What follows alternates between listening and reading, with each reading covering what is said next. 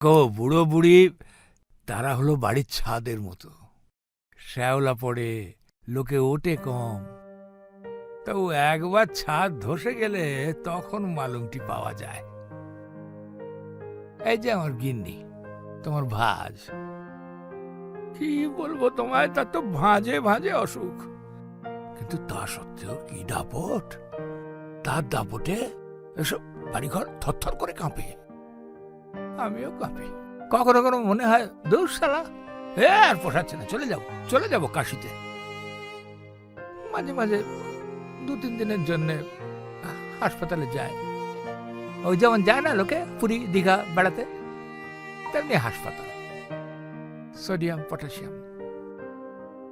আর তখন বাড়িতে যেন মনে হয় মানে ওই সেই হালি শহরের শ্মশানের নিস্তব্ধতা, সাড়া নেই, শব্দ নেই। হ্যাঁ রে, নদী কখন আসবে? দেখ না, ওর জন্য এই মিষ্টিটা এনেছি, আমাদের পাড়ার সেরা দোকান। একদিন বাদে মেয়েটাকে দেখবো, তাই। ও তো নিচের বাড়িতে গেছে, এক্ষুনি এসে পড়বে। এই তো তুই ঢুকলি আর ও গেল। বস, ওই আসছি।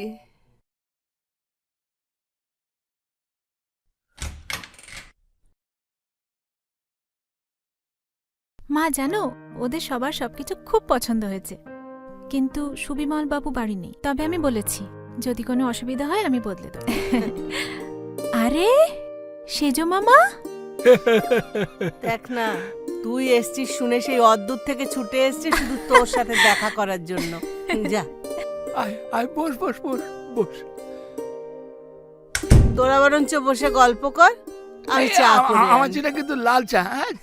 ঠিক আছে, ঠিক আছে। থাক থাক থাক থাক,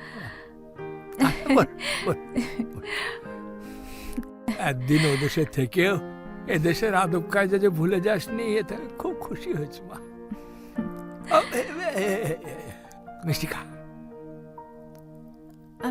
আমাদের পাড়ার একেবারে সেরা দোকানের মিষ্টি। হ্যাঁ, তোর জন্য এনেছি। মামা আমি না নিচ থেকে এক্ষুনি মিষ্টি খেয়ে এলাম, তুমি রাখো, আমি পরে খেয়ে নেব। খাস কিন্তু। হ্যাঁ, আর তুমি বলো না মামি কেমন আছে, শ্যামলদা, ঝুমা বৌদি, আর পিকলু কত বড় হলো? পিকলু এখন 13। ও আচ্ছা। পিকলুর পর আবার টিকলু, সে এখন 8।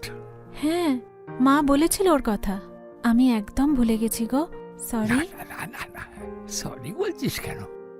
অত হাজার হাজার মাইল দূরে থেকে এই 3 জনকে যে মনে রেখেছিস, সেই তো অনেক, তাই না? কি যে বলো মামা, আত্মীয়দের কখনো ভোলা যায়? তো তুমি বললে না তো মামি কেমন আছে?